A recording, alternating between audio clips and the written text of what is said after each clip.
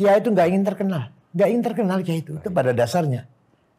Nggak ada iklan telah dibuka pendaftaran baru masalah takofah dengan biaya sekian. Nggak ada, datang sendiri. Kalau ada orang kok anti pesantren, ya berarti orang radikal lah.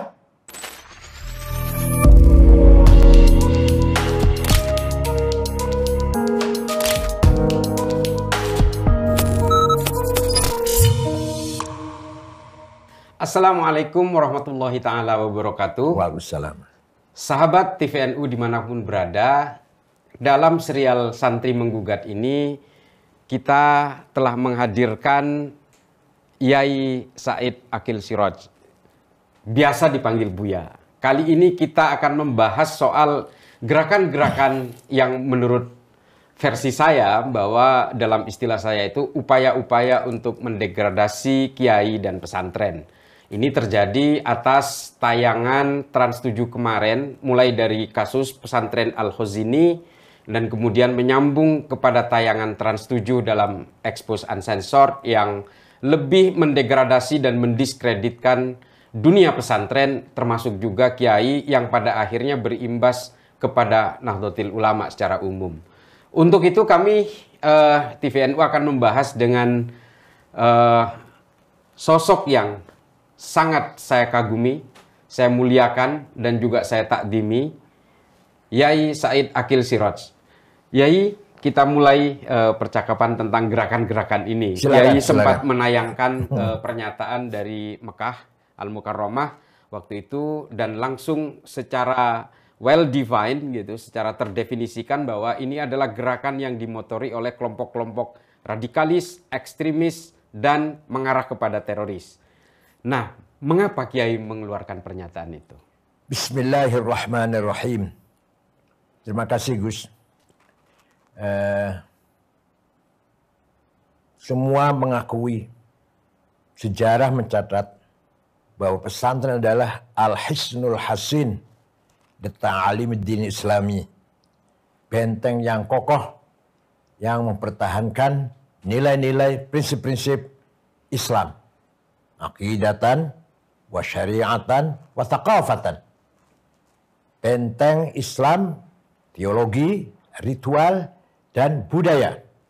Terus mengakui pesantren lahir jauh sebelum negara Republik Indonesia. Di Jawa Barat pesan yang paling pertama adalah di Rengas Dengklok, Kerawang, yang didirikan oleh Syekh Quro, seorang ulama dari Cina, nama Syekh Hasanuddin. Nanti yang akan mengislamkan Prabu Siliwangi Pamanah Rasa. Pamanah Rasa nikah dengan santrinya Syekh Quro, namanya Subang Larang, muslimah. Nanti akan punya anak 3 yang terkenal. 1, Syekh Rahmatullah atau Prabu Kian Santang, yang kemudian di Gunung Gadog Garut. Beliau berjasa besar mengislamkan masyarakat Parahyangan. Yang kedua, perempuan, namanya Rara Santang atau Syarifah Mudaim, yang dinikah oleh seorang Habib Al-Khan, datang dari India, nanti punya anak Syarif Hidayatullah atau Sunan Gunung Jati. Yang terakhir, Syekh Somadullah atau Ki Kuwu Cirebon. Kiwu itu kepala daerah bupati lah, yang terkenal sakti. Terkenal sakti. Ini salah satu contoh pesantren yang dalam sejarah tercatat sangat berperan dalam membangun dakwah Islam, mencerdaskan masyarakat Jawa Barat, menjadikan masyarakat berbudaya beradab sebelum Wali Songo. Itu namanya Syekh Quro atau pesantren Rengas Dengklok. Kemudian terus berlanjut ke Jawa Tengah, Jawa Timur, dan sebagainya. Nah, dari situlah maka mau nggak mau kita semua harus mengakui sejarah peranan pesantren lebih dahulu daripada siapapun, daripada pihak kelompok manapun. Nah, kemudian ringkas cerita, Wali Songo berdiri, Majelis Wali Songo berdiri, mampu membubarkan atau menghapus kebesaran kerajaan Majapahit dan Pajajaran Sriwijaya hanya selama 50 tahun. Dari tahun 1400 sampai 450 sudah selesai. Di daerah Majapahit nggak ada Sriwijaya, nggak ada Pajajaran. berdiri kerajaan Islam pertama Demak Bintoro. Nah, loncat saja. Datang penjajah. Ringkas cerita, Belanda, Portugis datang, Demak kalah ya, Adipati Yunus putra Den Fatah kalah, gugur melawan Portugis di Laut Utara, Laut Jawa, diganti Sultan Trenggono. Sultan Trenggono hanya 2 tahun karena sudah sepuh, diganti mantunya Joko Tingkir atau Hadi Wijaya. Hadi Wijaya dikudeta oleh iparnya Sutowijoyo, kemudian kerajaan Islam pindah ke Pajang atau Sukoharjo. Sutowijoyo meninggal diganti oleh Danang Sutowijoyo yang nanti akan menjadi Panembahan Senopati ing Ngayogyakarta. Beliaulah yang memindahkan kerajaan Islam dari Solo ke Jogja. Kasihnya begitulah. Nah, kedatangan para penjajah ini, terutama Belanda, bukan hanya mengeksplorasi atau mengambil kekayaan alam kita, tapi juga ada gerakan tabsyir, kristenisasi. Itu dia membawa misi kristenisasi. Nah, itu Belanda melarang orang Islam pribumi sekolah.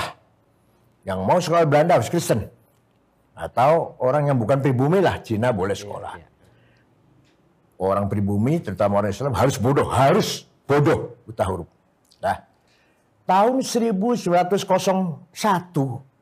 Belanda merubah kebijakan.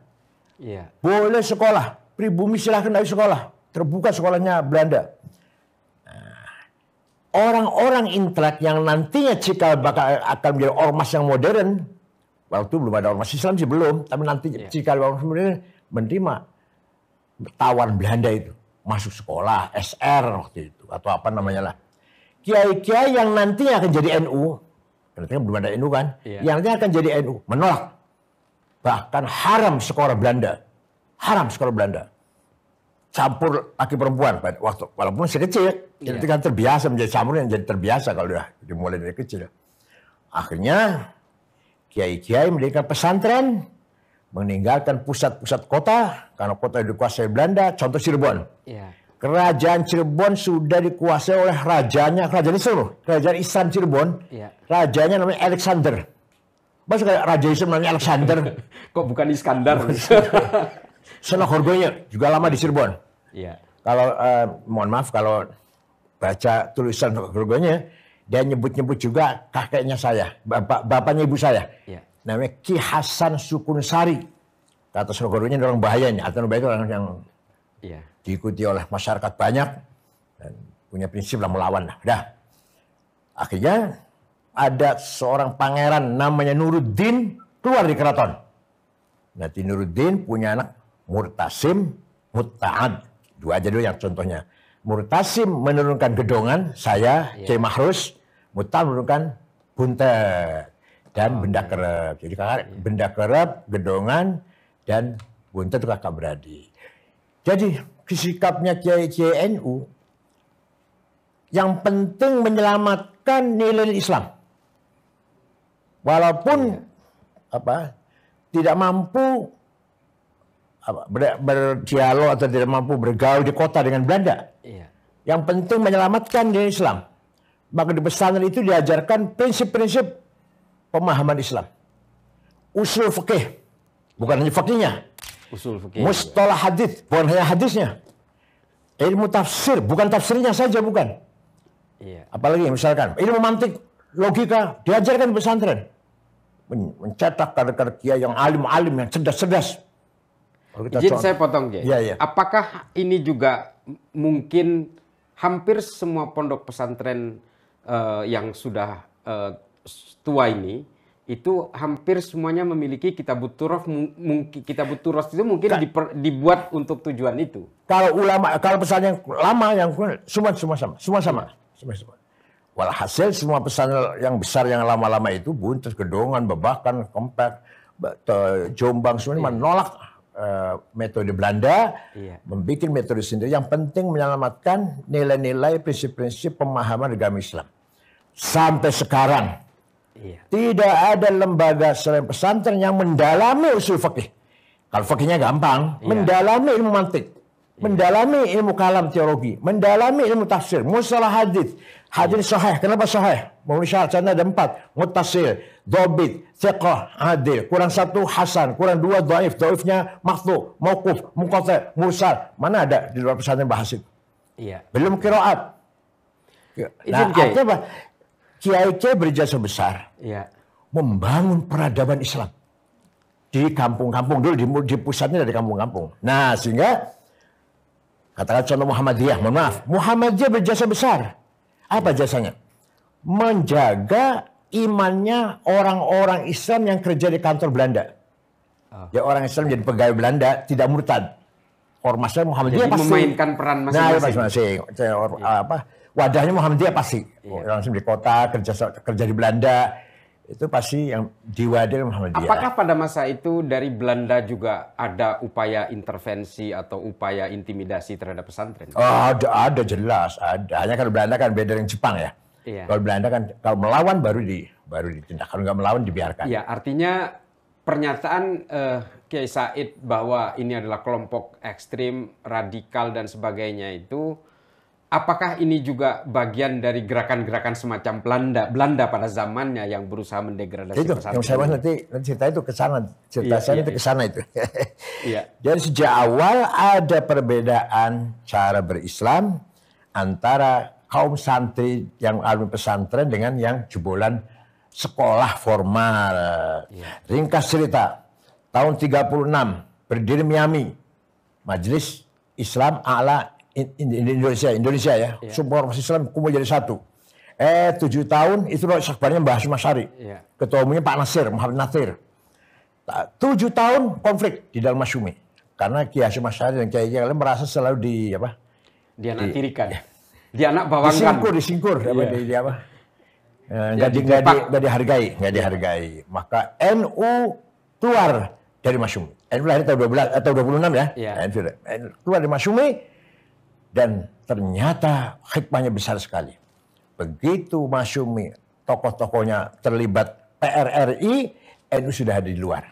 Ini hikmahnya luar biasa. Iya.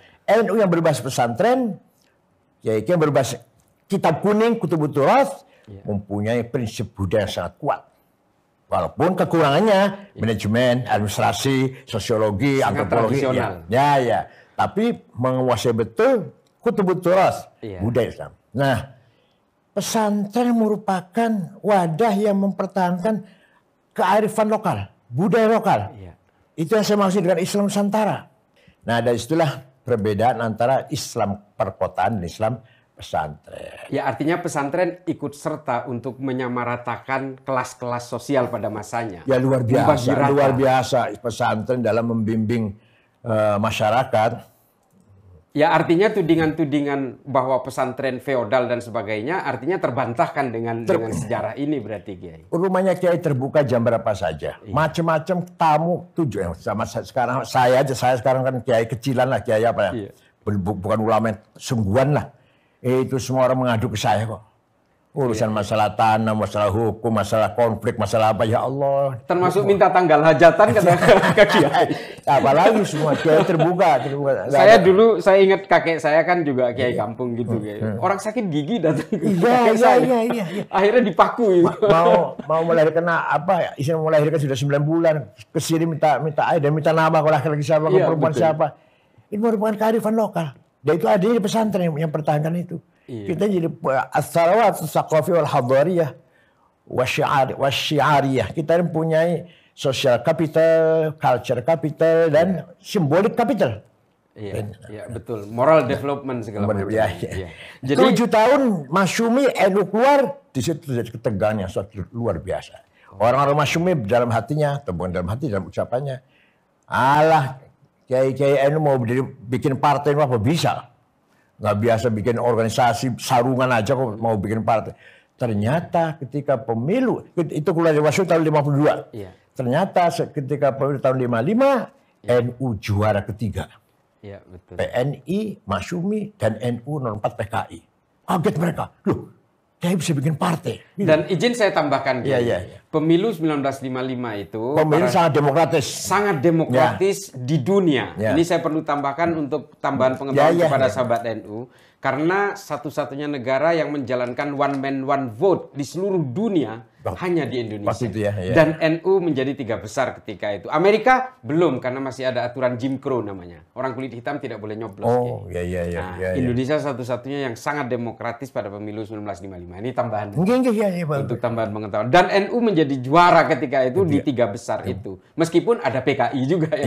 Karena PKI waktu itu menggunakan isu yang populer, mengembalikan tanah-tanah rakyat yang dikuasai oleh kalangan ningrat.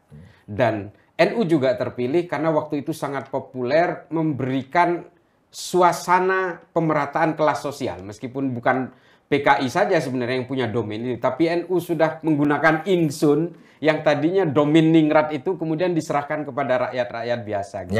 Nah ini salah satu tambahan dari saya. Ini host dadakan ini. Betul. Jadi host rasa narsum ini. Lanjut Kiai, saling menyempurnakan. Nah, disitulah ketegangan antara Masyumi dan NU. Tegang betul itu. Katakan permusuhan betul. Saling memojokkan. Bahkan ada yang mengatakan Kiai Wahab itu bersorban kepalanya, tapi buka kepalanya komunis isinya itu. Karena Kiai Wahab dekat dengan Bung Karno, jadi penasihat pribadi lah dengan Bung Karno. Kiai Wahab itu komunis, Kiai Wahab itu isu mereka. Puncaknya nih kata Gus Dur, ketika Kiai Wahid Hasyim, Bapak Gus Dur kecelakaan di Bandung, sudah meninggal dunia beliau. Gus Dur masih umur 9 tahun nih, ikut di mobil itu juga selamat Gus Dur. Itu mereka itu semua gembira, ketawa, senang. Dengan wafatnya Wahid Hasyim, mereka ini senang. Kecuali satu, Pak Hamka. Konon kata Gus Dur. Kecuali Pak Hamka yang ikut berduka. Pak Hamka ikut berduka. Ikut menangis lah. Bagaimanapun, walaupun beda barisan lah. Ikut berduka itu Pak Hamka. Lainnya ketawa, senang. Dengan meninggalnya Kiai. Kira-kira mengapa Buya Hamka waktu itu? Ya itu. Perpecahan antara Masyumi dan NU sangat tajam sekali. Jadi mereka dekat dengan Amerika, dibikin ringkas begitu ya. Walaupun seperti apa dekatnya lah. NU dekat dengan Soviet waktu itu. Sehingga justru ada tabrakan juga. Walhasil seperti itu sampai sekarang. Mereka dengan pesantren menertawakan, nyinyir. Dengan pesantren ada apa pesantren? Apa gunanya ilmu pesantren? Nggak ada gunanya, gitu. Nah kitanya kiai-kiainya santri, mohon maaf, minder untuk melawan, menjawab itu. Padahal kita punya kekayaan turas yang sangat luar biasa, yang bisa menjawab kebutuhan tantangan zaman sekarang. Tinggal kita mampu apa enggak mengkontekstualisasikannya. Semua konsep-konsep ekonomi Islam sudah ada Fathul Qorib. Gak usah besar-besar kitabnya. Fathul Qorib sudah ada semua ad-doman, bank garansi, wathiqah, kolateral, salam, inden, musyarakah, profit sharing, murabahah, maka profit. Ada semua. Tinggal kayaknya bisa nggak menjelaskan yang secara... Betul. Sahabat TVNU, dari tadi pembahasan singkat tadi, untuk kemudian kita membahas topik selanjutnya, kita bisa melihat secara historik perjalanan NU itu sendiri dan pesantren itu sendiri memang selalu diganggu oleh para penggunting dalam lipatan. Kurang lebih begitu ya. Orang-orang yang tidak punya niat baik terhadap negara ini. Apa mungkin kemudian dari bagaimana perilaku pesantren ini, Kiai, yang kemudian berhasil menjaga trajektori perjalanan NU untuk tetap inklusif dan tetap mencintai negara ini? Kira-kira bagaimana, Kiai, penggambarannya dengan pesantren hari ini? Luar biasa. Sekarang luar biasa. Satu-satunya ulama yang punya jargon hubbul waton iman ya Kiai Hasyim Asy'ari. Nasionalisme bagian dari iman. Jadi jargon itu bukan hanya untuk membuat semangat melawan Belanda penjajah, bukan. Ya betul-betul bagian dari teologi. Nasionalisme bagian dari teologi. Anda beriman harus nasionalis, Anda nasionalis harus beriman atau beragama. Hanya Hasyim Asy'ari. Kemudian ketika ada Piagam Jakarta, kemudian orang-orang non-muslim dari Indonesia Timur tidak setuju, Kiai Wahid Hasyim pulang ke Tebuyang lapor pada bapaknya. BPUPKI. Ya, BPUPKI tanggal 18 Agustus kan. Gimana Pak, gini. Ya Hasyim Asy'ari, sebentar, nanti malam saya sholat dulu. Malamnya sholat, paginya Wahid kembali ke Jakarta. NU setuju Piagam Jakarta 7 kata itu dicoret. Kenapa? Yang penting Indonesia menjadi negara kuat dulu. Kuat dulu kita. Di atas negeri yang kuat itulah kita dakwah. Jangan belum kuat sudah pernah dengan negara Islam. Nah ini saya sampaikan pada Taliban ketika Taliban berkunjung PBNU. Iya. Ente Soviet lagi bicara tentang negara-negara Islam. Hanya dengan bentrok antara Burhanuddin Rabbani dengan yang Taliban. Iya. Kalau kita enggak. Negara merdeka dulu. Baru merdeka kuat dulu. Persatuannya ini. Di atas kesatuan-persatuan yang kokoh inilah kita dakwah pesantren, madrasah, dakwah dan seterusnya. Itu artinya apa? Mbah Hashim Asy'ari berjasa besar memperkuat nasionalisme di Indonesia, bahkan dimasukkan dalam bagian dari iman teologi kita. Iya. Termasuk fatwa jihad tanggal 20 Oktober 1945 dengan tidak ragu-ragu Mbah Hashim Asy'ari mengatakan, "Man mata li ajli watanihi mata syahidan." Barang siapa mati demi membela tanah airnya, membela haknya, membela kemerdekaannya, mati syahid. Dan barang siapa berkhianat pada negerinya, boleh dibunuh. Itu kan sudah Al-Quran. La illam yantahim nafiquna walladzina fi qulubihim marad wal murjifuna fil madinati lanugriyannaka bihim thumma la yujawirunaka fiha illa qalila. Muhammad, orang munafik, orang hatinya busuk, wal murjifuna fil madinah, yang bikin gaduh di kota Madinah, usir Muhammad. Sekarang dia usir, lalu gini anakmu, walau jaluka illa qalila, jangan menjadi tanggamu, jangan hidup bersama di Madinah kecuali beberapa hari setelah itu usir semuanya. Itu bikin gaduh itu. Tegas Qurannya. Iya. Jadi kalau sekarang masih ada orang yang bikin gaduh, lagi tenang-tenang, nggak ada apa-apa, nggak ada masalah apa-apa, gaduh gini-gini. Termasuk Al-Quran, wal murjifuna fil Madinah, lalu ghriyanaka bihim. Usir orang bikin gaduh itu. Termasuk yang mengharamkan Pancasila dan itu lebih, itu lebih. Nah, itu lebih. Menegakkan khilafah memang segala macam. Terutama di TV Trans 7 itu jelas di sana ada Wahabi. Ada aja, jelas ada. Ada Arab juga, siapa namanya? Perempuan. Itu Arab. Ini padahal seharusnya pertanyaan selanjutnya, tapi nggak apa lanjutnya. Nah itu sejak dulu memang sana, dan Pak Cete juga cenderung, Pak Cete jauh dari pesantren, jauh dari Kiai NU. Dia dekatnya dengan mereka lah dekatnya. Iya. Ya, itu kan Wahabi cikal bakal teroris. Siapa ngomong ini? Yang ngomong ini siapa? Muhammad bin Salman. Iya. Putra mahkota Saudi sekarang yang ngomong Wahabi cikal bakal teroris. Iya. Cikal bakal Al-Qaeda, cikal bakal ISIS, cikal bakal takfiri, jihadi, takfiri. Izin saya tambahkan juga, Kiai. Muhammad bin Salman juga mengatakan bahwa Arab Saudi harus lepas dari Wahabisme, karena kalau tidak Arab Saudi akan menjadi negara paling primitif di dunia, karena selalu mengaku paling otentik.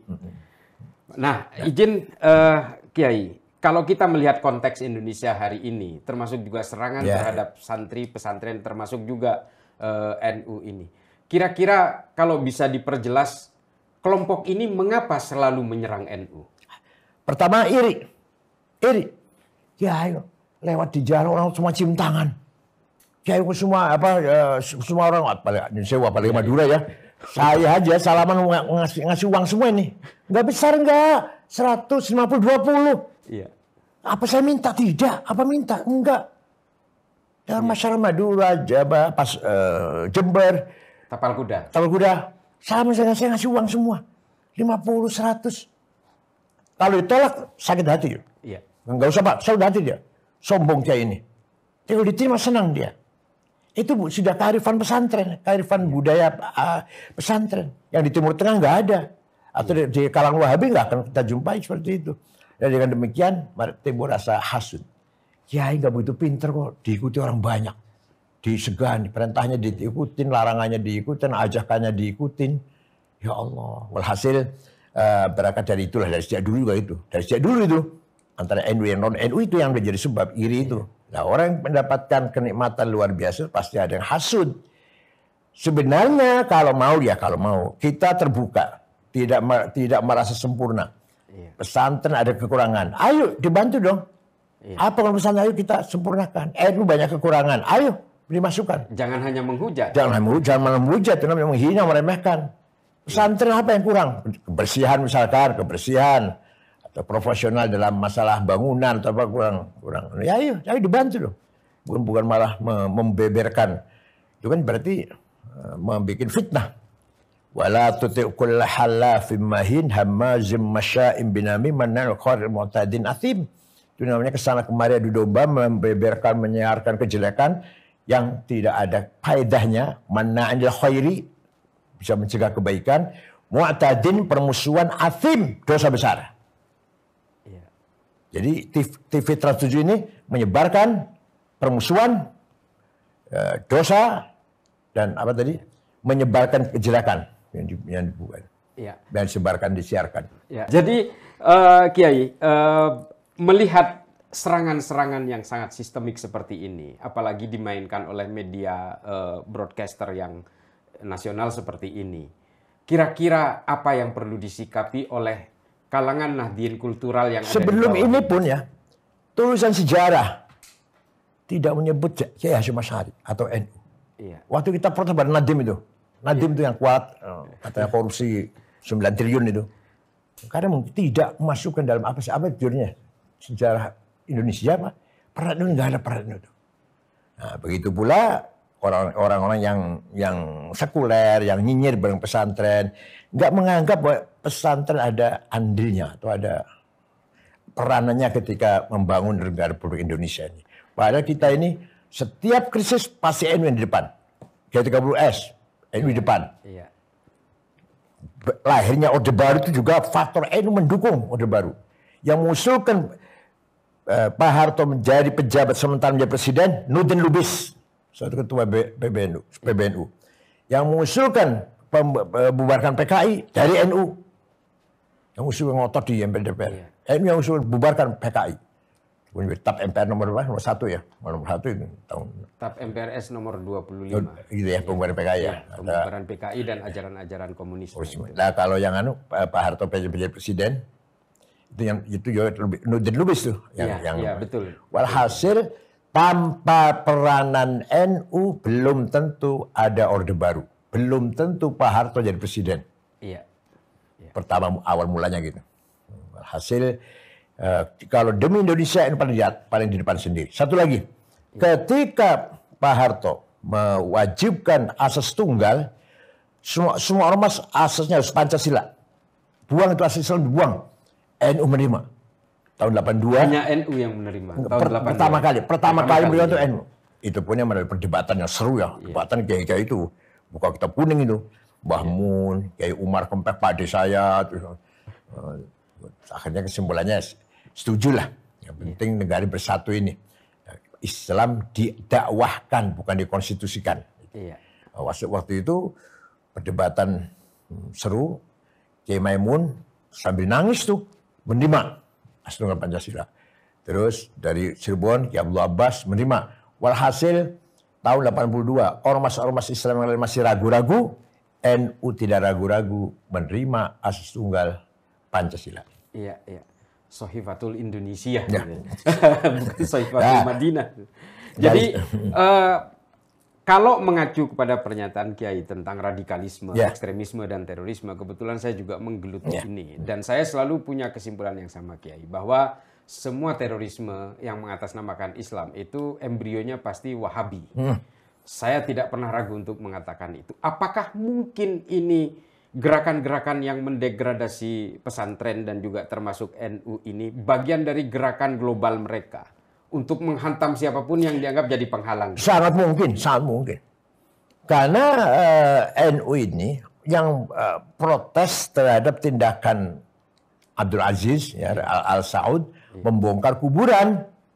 Membongkar kuburan rata dengan tanah, Siti Khadijah, Ibnu Zubair, As'ad bin Abu Bakar. Di Madinah Baqi rata dengan tanah semuanya. Kita nggak tahu mana Imam Malik, mana Siti Aisyah, mana... Walhasil nggak tahu lah mana kuburan sahabat di Baqi, karena semua rata dibongkar. Mana Sayyidina Utsman. Nah, akan membongkar makbarah Rasulullah dan Abu Bakar Umar. Yeah. Disitulah Kiai Hasyim Asy'ari membentuk Komite Hijaz. Kiai Wahab, Kiai Zainul Arifin yang pernah jadi Perdana Menteri, yang terserempet peluru ketika sholat Idul Adha di lapangan Cikin dengan Bung Karno. Itu Zainul Arifin tuh, ketua NU, salah satu NU, Perdana Menteri. Berangkatlah ke Hijaz, dan Haji Hasan Gipo, nanti ketua umum Tanfidiyah pertama itu. Iya. Jumpa dengan ya, Raja Abdul Aziz, permohonan surat di Hasyim Asy'ari. Satu, diberi kebebasan mengibadah di Mekah Madinah sesuai dengan madhabnya masing-masing. Kedua, imam dan khotib digilir 4 madhab. Ketiga, atas nama umat Islam negeri Jawi, tolong makam Rasulullah Abu Bakar Umar yang ada di masjid itu tidak dibongkar. Yang permintaan 2 di atas tidak dikabulkan. Tidak dikabulkan. Okay. Tetap imam itu harus Wahabi, Hambali lah, Hambali yang akunya Hambali. Dan jamaah pun harus Hambali semua tuh. Nggak boleh, nggak ada kebebasan. Kalau sekarang ada berubah dikit, ada sedikit berubah. Walhasil adalah kemajuan kata Muhammad bin Salman ini. Iya. Nah, tapi tidak dibongkarnya makomnya Rasulullah Abu Bakar Umar, itu jasanya Nahdlatul Ulama. Namanya Komite Hijaz. Pulang dari sana, baru deklarasi berdirinya NU 31 Januari 1926. Itu pulang dari sana. Iya, waktu COVID itu juga sempat viral As-Sudais baca kunut Nah, di Masjidil Haram. Jadi pada akhirnya baca kunut juga. Tapi izin Kiai, kalau kita kan selama ini dari tadi kita bahas itu adalah dari dunia pesantren, dari dunia NU melihat keluar. Ada yang bilang bahwa fenomena upaya-upaya untuk mendelegitimasi peran pesantren ini karena ketidaktahuan akibat terlalu pasifnya pesantren. Kurang sosialisasi kepada dunia luar bahwa pesantren ini berperan dalam dunia pendidikan keagamaan di Indonesia. Nah, kira-kira ini Kiai, apa yang harus dilakukan oleh dunia pesantren ke depan ini supaya tidak terjadi lagi presiden yang seperti yang kita alami hari ini, sehingga semua orang publik bisa mengerti gitu. Boleh dikatakan kelemahan kita atau kelebihan kita. Kiai itu nggak ingin terkenal, Kiai itu pada dasarnya. Nggak ada iklan telah dibuka pendaftaran baru masalah takofah dengan biaya sekian, nggak ada, datang sendiri. Lirboyo itu yang sekarang santri 47.000 itu pertama kali dibuka oleh Mbak Abdul Karim, santrinya Ki Mahrus sekarang yang mantunya itu Ki Marzuki, itu hanya 40 orang. Saya di sana tahun 68 di Lirboyo. 2000 santrinya. Sekarang 47.000. Apa iklan? Apa dioprak-oprak? Iklan enggak. Alumninya yang menjadi bukti. Oh, alumni Lirboyo alim dan mau berjuang tanpa pamrih. Mau berjuang jadi imam, jadi khotib, jadi dakwah tanpa target duniawi lah. Terus, itu kurang Lirboyo di mana-mana seperti alumni Lirboyo itu di Lampung, di Palembang, itu yang pegang isyura NU ya alumni Lirboyo kebanyakan ya. Walhasil kelemahan, kalau dikatakan kelemahan, kita kurang promosi. Akan tapi Bahar tahu. Coba lihat tulisan surah Horgonya, tulisannya ya apa dari Australia, Blackburton. Nah, itu semua sudah nyinggung. Apalagi dari Belanda siapa? Martin Brunissen. Itu juga menulis tentang kitab kuning, pesantren. Dimulai jadi gini. Indonesia ini menganggap NU itu pinggiran. Masyarakat Indonesia tadinya pinggiran, penonton lah, bukan pemain. Kenapa? Karena tadi haram sekolah tadi. Jadi dipikir rata-rata anaknya orang NU tamat SD itu tahun 56. Rata-rata tamat SMA tahun berapa? Tahun 62. BA tahun 64, 65. Zamroni BA. Wah, ketua kami itu loh yang demo. Kemudian 69 Dr. Landes. 71 orang pertama kali dari Kiai NU Doktor Tata Negara Pak Tolhah Mansur, bapaknya Romi. Bapaknya Romi, ya, ketua PT. Itu pertama kali Kiai Doktor Tata Negara lagi jurusan, bukan YN, bukan. Nah, jadi kalau di itu kita ketinggalan memang dari Muhammadiyah. Tapi bagaimanapun kita punya prinsip yang kita pertahankan, yaitu nilai-nilai Kutubut Turath Islamiyah. Walhasil dari dulu sampai sekarang ada polarisasi. Ini santri, ini yang non santri. Sebenarnya tidak apa-apa, asal tidak saling membenci. Tidak saling membenci. Ini ada peran sendiri, ada peran sendiri. Tapi kalau saling membenci ya jadi fitnah jadinya. Kira-kira lagi-lagi ini kembali Kiai, kita mencoba berusaha melepas label radikal, ekstrim dan teror itu kepada orang-orang yang tidak suka kepada NU. Kalau memang di luar kelompok ini tidak suka kepada NU, kira-kira apa Ini alasannya? gambarin paling gampang kalau saya. Iya. Kalau ada orang kok anti pesantren, ya berarti orang radikal lah. Oke. Itu baik, aja udah. baik. Karena dia letterlek, dia apa namanya tekstual. Wajah itu perangilah, wakotil bunuhlah orang kafir. Wajah itu perangilah orang kafir. Itu nggak begitu. Iya. Kalau mau agak ilmiah nih. Dalam memahami agama Islam itu, pertama kita pegang Quran dan hadis sebagai bayan ilahi dan bayan nabawi. Penjelasan dari Allah dan penjelasan dari Rasulullah. Tapi Quran dan hadis itu bahasa Arab. Bahasa itu tidak lepas dari budaya. Iya. Maka bahasa harus kita maknai dengan kecerdasan. Yaitu namanya burhani, metode burhan. Akal intervensi, memahami bayan, lahirnya usul fikih. Iya. Ini ayat khosoh, ayat ammah, ayat muhkamah, mutasyabiyah, mutlaqah, muqayyadah, nasikhah, mansukhah. Contoh, aqimus sholah, perintah, wajib sholat. Kulu washrabu, perintah, wajib makan, wajib minum, gitu. Sama wajibnya. Iya. Apa sama wajibnya? Sama fi'il amarnya, perintah sama. Aqimus sholah, berdirikan sholat, wajib. Kulu, makanlah, washrabu, minumlah. Apa sama wajibnya nih? Sama-sama wajib? Enggak. Beda dong. Iya. Nah begitu pula wajib perang dan wajib sholat. Wajib sholat umum, wajib perang khusus. Kalau lagi perang. Iya. Walhasil memahami Quran bayan tanpa burhan sesat. Memahami Quran tanpa usul fikih, tanpa mustalah hadis, tanpa ilmu tafsir sesat. Kalau terlak saja. Sesat. Baik, baik. Nanti di Qurannya waqatil perang orang kafir sekarang keluar dari rumah ngebom. Ini gitu nantinya. Dan semua hal-hal tersebut yang sudah disebutkan oleh Kiai, termasuk usul fikih, bayan dan sebagainya, itu hanya bisa ditemukan dan masih ditekuni oleh pesantren. Itu pun masih belum cukup. Iya. Burhan masih belum cukup. Harus dengan irfan, spiritualitas. Iya. Kearifan. Kearifan, ya. Nah, Iya. Memang kalau kita melihat bahasa Al-Quran, bahasa Arab, kita nanti jadi orang Arab. Karena itu terbatas orang Arab. Contoh, Iya. dalam Quran, lail wan nahar, malam siang. Jadi kita siang malam. Ya kan? Siang malam, kalau kita itu. Orang Arab enggak? Malam siang. Lail wan nahar. Kalau kita nahar wal lail. Ada lagi. Tiga itu banyak, maka harus jamak. Ya. Iya. Salah satu kutub, 3 kitab. Kutub. Kalau wahid kitab. 2 kitabain, 3 kutub. Sampai 9. Kalau sudah 100, mufrad lagi. Mi'atu kitab. Alfu kitab. 1000, mufrad lagi. Single lagi. Nggak dijamak enggak? Ya Allah, gimana sih? Dan itu tidak ditemukan di YouTube. Ada. Itu semua di pesantren. Ada lagi. Syams, matahari. Iya. Mu'annas. Iya. Mu'annas, perempuan tuh. Tola'atis syams. Tola'at asyams. Bulan, laki-laki. Mudakar. Iya. Tola'al badru. Kebalik kan ya? Kebalik. Ya, artinya cara pandang Indonesia kebalik. Matahari. Laki-laki, pantasnya gitu kan. Iya. Tola'at syamsu. Yang bulan. Tola'at. Tapi memang itulah bahasa Arab. Jangan kamu jatuhkan tanganmu kepada kehancuran, ke tangan. Nah, ada lagi. Perilaku kamu yang sangat baik ini akan tertulis dengan tinta cahaya. Ya, tulisan apa? Hibrun minan nur. Ditulis dengan tinta cahaya. Kalau kita enggak, tinta emas. Iya. Kita tinta emas, orang Arab tinta. Jadi yang namanya bahasa Arab ya untuk orang Arab. Nah, kita memahaminya ini harus pakai kecerdasan. Nah, pertama kali ada usul fikih Imam Syafi'i. Kemudian semua kalau ada murid-muridnya termasuk Imam Ghazali. Imam Ghazali mengatakan, barang siapa tidak paham ilmu mantik, tidak bisa dipercaya ilmunya. La thiqata bi'ilmi.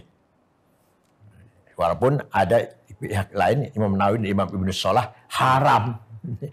Belajar di mata itu haram. Imam Nawawi Ibnu Shalah. Ibnu Shalah wan Nawawi harama. Wa qala qaumun yanbaghi ay yu'lama. Qaumun dari Imam Ghazali.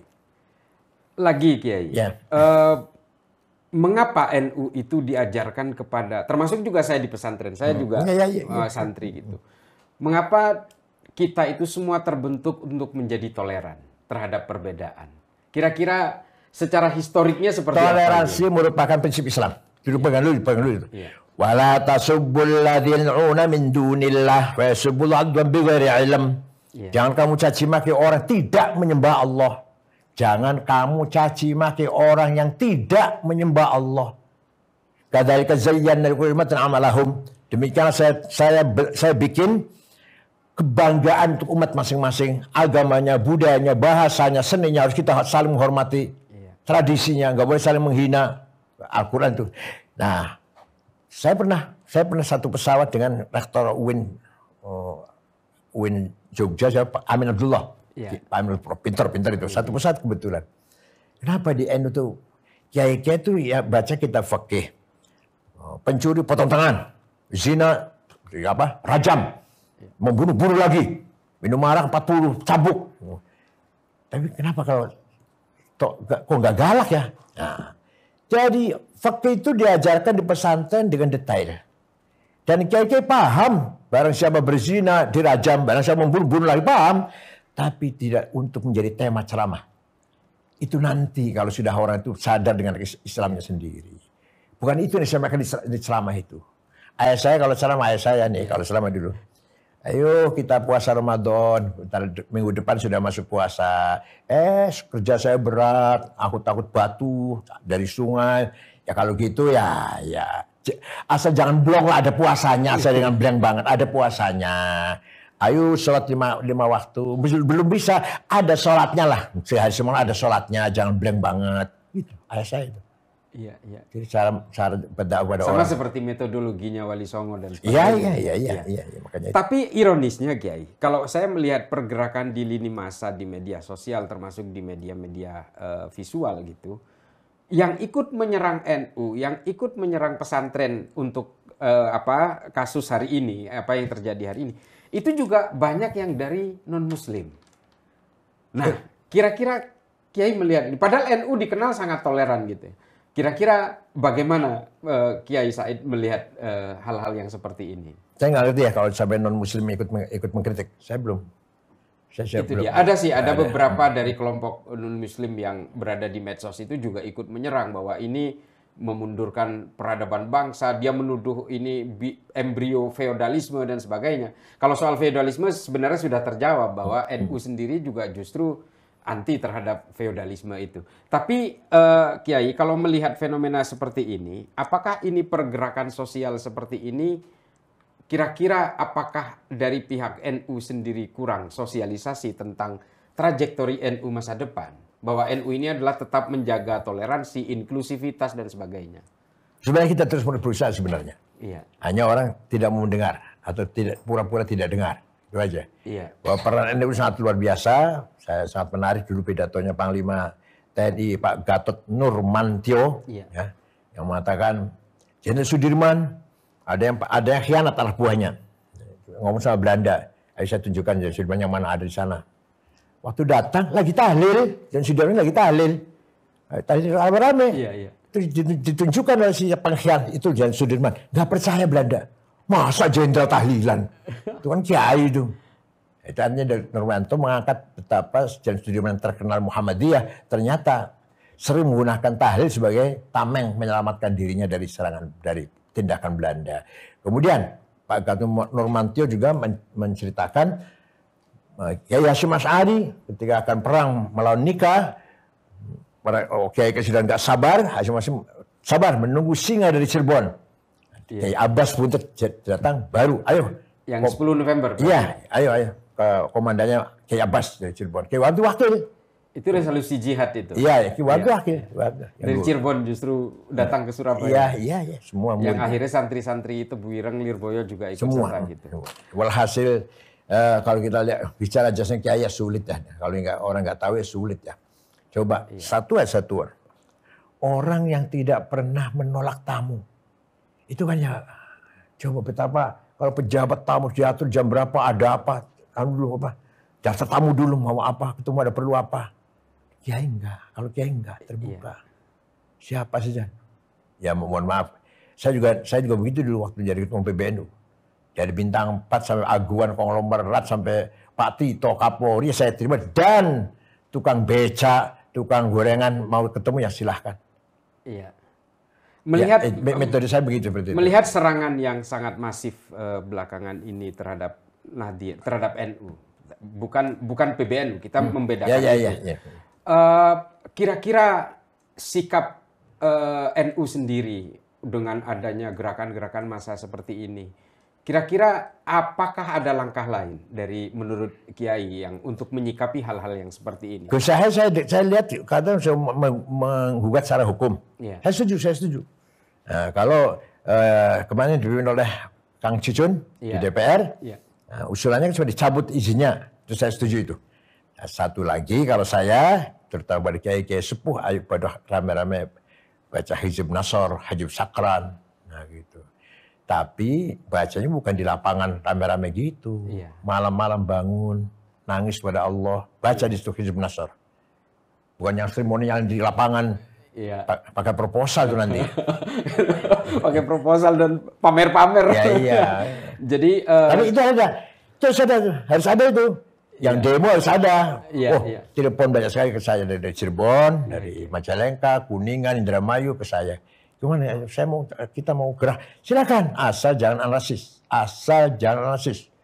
Kalau nggak saya larang yang namanya Indramayu, namanya Solihin. Waduh, maunya bakar-bakar itu maunya tuh. Karena sahabat-sahabat kalangan Nahdien juga, kami capek diginikan terus. Iya. Itu dia yang mungkin menjadi giroh bagi teman-teman NU. Karena kami selama ini lebih memilih diam, karena kami diajarkan untuk tawadhu. Tapi hari ini kami harus bangkit untuk melawan. Saya sendiri. Iya. Banyak yang mencaci maki saya banyak. Kemudian minta maaf saya. Orang Bangkalan ada, orang Tuban ada, Pasuruan ada. Saya maafkan, nggak usah minta maaf, sudah saya maafkan. Bahkan pernah ada narasi Kiai Said diadili. Saya maafkan, nggak apa-apa isu. Saya katanya menjadi maklarnya, beli tanah di Malang untuk dijual gereja. Gereja itu dibangun tahun 80-an, saya baru pulang dari Mekah 94. Gereja itu dibangunnya tahun 80-an, 85, berapa. Saya pulang tahun 94. Ada yang mengatakan, saya jual tanah milik siapa ke gereja. Dapat uang katanya, sekian. Gereja itu berdiri tahun 80-an, sebelum 90 lah. Saya baru pulang dari Mekah tahun 94. Tapi minta maaf, saya maafkan. Yang mengatakan saya Syiah ini, saya maafkan. Tapi kalau sudah NU yang disinggung, pesantren yang disinggung, sulit untuk saya maafkan. Susah. Sepakat. Karena eksistensi kita. Saya ikut bersama Kiai. Kalau soal NU tolong jangan dibuat ini. Karena kita bukan hanya taksub ya, bukan hanya fanatik, bukan. Tapi kalau saya pribadi meyakini Kiai bahwa NU adalah tonggak penting di negara ini. Kalau NU ambruk, ya semuanya bakal ambruk. Pancasila-nya ambruk menurut saya. Itu selalu saya suarakan di mana-mana. Nah, yang paling terakhir Kiai, kira-kira kalau ternyata tuntutan-tuntutan kita terhadap Trans 7 ini hanya sekedar berujung kepada minta maaf, sementara dia sudah membuat satu narasi-narasi yang sebenarnya membuat gaduh, membuat heboh, dan bahkan bagi saya mendegradasi kepada orang yang tidak tahu tentang pesantren, pada akhirnya semacam mempertegas gitu, menegasikan bahwa pesantren itu memang bobrok gitu. Kira-kira apa sikap kita? Sudah ngomong sama Kiai Lirboyo, jangan mudah maafkan, jangan hanya dibayar 100 juta, 200 juta dimaafkan. Saya sendiri sudah dihubungi seorang jenderal, sahabat saya tapi jenderal udah pensiun, orang senior lah. Katanya Pak Cetain ketemu saya. Enggak usah ketemu, enggak apa-apa. Luar biasa. Enggak usah ketemu. Itu dia. Karena ini soal dignity. Dignity. Iya. Jadi kita semua merasa tergugah. Mari kita perkuat solidaritas kita, solidity kita. Senasib, seperjuangan, senasib, sepenanggungan. Kita kulluna fi khandakin wahid. Kita ini sekarang berada di lembah yang sama, fi zawrakin wahid, di perahu yang sama. Kalau kita tidak betul-betul menjaga keselamatan perahu ini, bocornya harus kita jaga bersama-sama, kita akan tenggelam semua, bukan hanya Lirboyo, tapi semua pesantren, bukan hanya pesantren. Ya Islam santri Islam yang betul-betul mengamalkan Islam akan hilang di Indonesia ini. Kalau nggak ada pesantren, Islam tinggal namanya doang. Begitu di Mesir. Kalau ada Al-Azhar, Islam hanya namanya saja di Mesir. Kalau nggak ada Al-Azhar. Di Baghdad masih ada An-Nidhamiyah atau apalagi universitas apa itu di Baghdad. Kalau di Tunis Zaitunah. Kalau di Syria ada Ad-Dimat. Semua itu Itulah benteng-benteng ajaran Islam. Alhamdulillah di mana-mana ada. Kalau di Aljazair, tarekat. Di Libya, majelis dakwah. Di Maroko juga ada tarekat kuat sekali. Walhasil, kekuatan civil society itulah yang akan memperkuat solidaritas nasional ini. Yang bagian yang paling terakhir, Kiai. Saya sendiri sangat menerjemahkan secara well defined, saya ulangi sekali lagi, pernyataan Kiai tentang yang mengganggu NU, yang berusaha mendegradasi Kiai dan pesantren ini adalah kelompok radikal, ekstrim, dan teror. Yang dalam pemaknaan saya, itu adalah kelompok-kelompok Wahabi, yang hari ini banyak mengaku bukan Wahabi tapi Salafi. Ya. Makanya saya selalu menggabung kata Wahabi dengan Salafi. Gitu. Ya, Wahabi Salafi. Wahabi itu Muhammad Abdul Wahab maksudnya, yang dari Saudi, dari Tamim itu. Iya. Kalau Salafi dari mana? Yaman. Mugrin, dari Mugrin ya. Mugrin dia. Nah, kira-kira Kiai, gerakan-gerakan yang semacam ini hari ini sudah, sebenarnya ini bukan kejadian yang pertama, ini sudah berulang-ulang dari sejak dulu. Nah, kira-kira ke depan ini, gerakan-gerakan apalagi dan apalagi sikap kita sebagai kalangan Nahdien untuk menghadapi berbagai serangan yang bergelombang ini dan siklusnya selalu ada gitu. Ya Alhamdulillah sebenarnya kita sudah cukup banyak kader yang mumpuni lah ya. Yang mumpuni termasuk yang muda-muda teman antum panjenengan dan siapa lagi yang muda-muda menghadapi semuanya tantangan ke depan yang lebih keras lagi. Ya ayo kita siap untuk menjawab tantangan itu. Merespon tantangan atau ajakan atau apa, godaan atau pancing, ayo. Iya. Asal kita tetap punya prinsip tawasud. Iya. Wasatiyah. Ya wasatiyah harus pintar. Kalau nggak pintar ya nggak bisa wasatiyah. Iya. Orang kalau bodoh nggak wasatiyah. Iya. Pasti asem kanan atau asem kiri. Itu tandanya orang bodoh. Kalau orang moderat, pasti harus pinter dong. Iya, iya. Moderat. Baru bisa wasato. Jadi orang nggak bisa wasatiyah karena orang itu bodoh. Maunya tekstual, harfiah, apa adanya di Quran itu, atau liberal, ateis sekali ateis, paling gampang. Betul. Nah, disinilah ketantangan kita.